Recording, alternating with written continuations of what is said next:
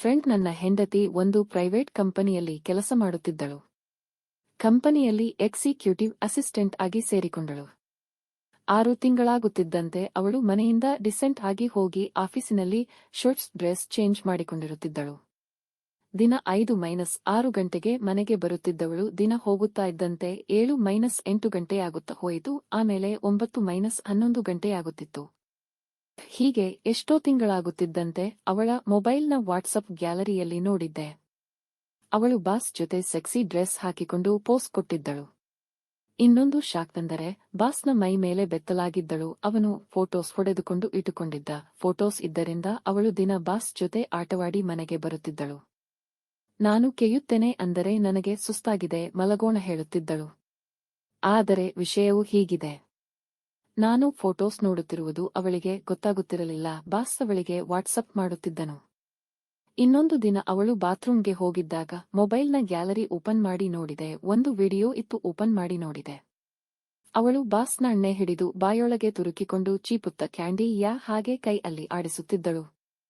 ಬಾಸ್ನ ಸೊಂಟದ ಮೇಲೆ ಕುಳಿತು ತನ್ನ ಅಲ್ಲೊಳಗೆ ಎಣ್ಣೆ ಹೊಕ್ಕಿಸಿಕೊಂಡು ಜಿಗಿಯುತ್ತಿದ್ದಳು. ಆಹಾ, ಏನು ಕಾಮದಾಟ ಇವರಿಬ್ಬರಿಂದು! ಎಷ್ಟು ಸೆಕ್ಸಿಯಾಗಿ ಕಾಣುತ್ತಿದ್ದಳು! ಹಾಗೆ ಬಾಸ್ನ ಮುಖದ ಮೇಲೆ ಎಲ್ಲನ್ನು ಅಗಲಿಸಿ ಇಟ್ಟಳು. ಅವನು ಎಲ್ಲನ್ನು ಚಿಂದಿ ಚಿಂದಿ ಮಾಡಿ ಚೀಪುತ್ತಿದ್ದ. ಹಾಕಿ ಹೊಕ್ಕಿಸಿ ಅಲ್ಲೊಳಗಿನ ರಸವನ್ನು ಸುರಿದ. ಇನ್ನೊಂದು ದಿನ ಇನ್ನೊಂದು ವಿಡಿಯೋ. ಚಿಕ್ಕ ಸ್ಕರ್ಟ್ ಹಾಗೂ ಬ್ರಾ ಹಾಕಿ ಬಾಸ್ ಜೊತೆ ಡಾನ್ಸ್ ಮಾಡುತ್ತಾ ಡ್ರಿಂಕ್ಸ್ ಮಾಡುತ್ತಾ ಕುಳಿತುಕೊಂಡು ಬಾಸ್ನ ಎಣ್ಣೆ ಚೀಪುತ್ತಾ ಮತ್ತೆ ಡಾನ್ಸ್ ಮಾಡುತ್ತಾ ತನ್ನ ಸ್ಕರ್ಟ್ ಅನ್ನು ಮೇಲಕ್ಕೆ ಎತ್ತಿ ಎಲ್ಲನ್ನು ಕಿಸಿಯುತ್ತಿದ್ದಳು.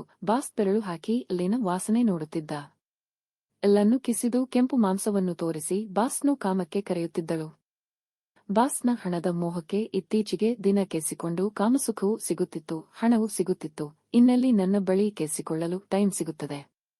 ಒಂದು ವಿಡಿಯೋ ಮಾಡಿದ್ದನು. ಅದರಲ್ಲಿ ಸ್ಲೋ ಆಗಿ ಹಿಂದಿನಿಂದ ನನ್ನ ಹೆಂಡತಿಯ ತಿಕ್ಕದ ತೂತಿಗೆ ನುಗ್ಗಿಸುತ್ತಿದ್ದ ಅವಳು ಅನ್ನುತ್ತಾ ನುಲಿಯುತ್ತಿದ್ದಳು. ಮೊಲೆ ಹಿಸುಕುತ್ತ ಹಾಗೆಯೇ ತನ್ನ ನೀಪುಲ್ ಒಳಕ್ಕೆ ಹೊಕ್ಕಿಸಿ ಒಮ್ಮೆಲೆ ಹೊರಕ್ಕೆ ತೆಗೆದ ಜೋರಾಗಿ ಅವಳು ಅನ್ನುತ್ತಿದ್ದಳು. ಮತ್ತೆ ಜೋರಾಗಿ ಗುಟ್ಟ ಹೊಕ್ಕಿಸಿ ಕೆದಾಡುತ್ತಿದ್ದರು.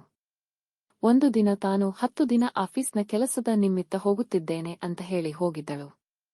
ಹೋಗೋವಾಗ 12 pink transparent panty, bra, 2 pack Mankind condoms, 5 mini skirts, ತೊಡೆ ಮೇಲಿನ ತನಕ ಶಾರ್ಟ್ ಫ್ರಾಕ್ ಕೊಂಡುಕೊಂಡು ಹೋಗಿದ್ದಳು. ಬಾಸ್ನ ಜೊತೆ ಮಜಾ ಮಾಡಿಸಿಕೊಳ್ಳಲು. ಇದಕ್ಕಾಗಿಯೇ ಬಾಸ್ ಬೋನಸ್ ಅಂತ ಸಲಟಿ ಜೊತೆ ಕೊಡುತ್ತಿದ್ದ. ಯಾಕೆಂದರೆ ಅಲ್ಲೂ ಕೇಯಿಸಿಕೊಳ್ಳುತ್ತಿದ್ದಳು. ಕಾಮತೃಷೆ ಈಡೇರುತ್ತಿತ್ತು ಅವಳಿಗೂ. ನನ್ನ ನೆನಪು ಇರುತ್ತಿರಲಿಲ್ಲ. ನಾನು ಕಾಲ್ ಮಾಡಿದ್ದಾರೆ, ಆಮೇಲೆ ಮಾಡುತ್ತೇನೆ, ನಿದ್ರೆ ಬಂದಿದೆ ಅನ್ನುತ್ತಿದ್ದಳು. ಸುಮ್ಮನಾಗುತ್ತಿದ್ದೆ. ಮಾಲ್ಡೀವ್ಸ್ಗೆ ಹೋಗಿದ್ದಳು. ಬಾಸ್ ಜೊತೆ ರೆಸಾರ್ಟ್ ರೂಮ್ ಅಲ್ಲಿ 10 ದಿನ ಮಸ್ತ್ ಮಜಾ ಮಾಡಿಸಿಕೊಳ್ಳುತ್ತಿದ್ದಳು. ಡೇ ಟೈಮ್ಲಿ ಬಿಕ್ನಿ ಹಾಕಿಕೊಂಡು ನೀರಿನಲ್ಲಿ ಬಾಸ್ ಕಾಲಿನ ಮೇಲೆ ಕುಳಿತುಕೊಂಡು ಮಜಾ ಮಾಡುತ್ತಾ ನೀರಿನಲ್ಲೇ ಕೆದಡಿಕೊಳ್ಳುತ್ತಿದ್ದರು. ಫ್ಯಾಂಟಿ ಬ್ರಾ ತೆಗೆದು ಬೆತ್ತಲಾಗಿ ನೀರಲ್ಲಿ ಈಜಾಡುತ್ತಿದ್ದಳು. ನೈಟ್ ಆಗುತ್ತಿದ್ದಂತೆ ಮಿನಿ ಸ್ಕರ್ಟ್ ಹಾಕಿ ಪ್ಯಾಂಟಿ ಹಾಕದೆ ತಿರುಗುತ್ತಾ ತಿರುಗಿದಾಗ ಸಿಕ್ಕಟ್ ಮೇಲಕ್ಕೆ ಹೋಗಿ ಅವಳ ನೇತಾಗಿ ಶೇವ್ ಮಾಡಿದ್ದ ಅಲ್ಲು ಬಾಯಿ ಬಿರಿಯುತ್ತಿತ್ತು. ಹಾಗೆ ಬಂದು ಬಾಸ್ನ ಮುಖದ ಮೇಲೆ ತನ್ನ ಅಲ್ಲು ಬಿರಿದು ಇಡುತ್ತಿದ್ದಳು. ಬಾಸ್ ಅಲ್ಲು ನೆಕ್ಕುತ್ತಾ ಕೆದಡುತ್ತಿದ್ದಳು.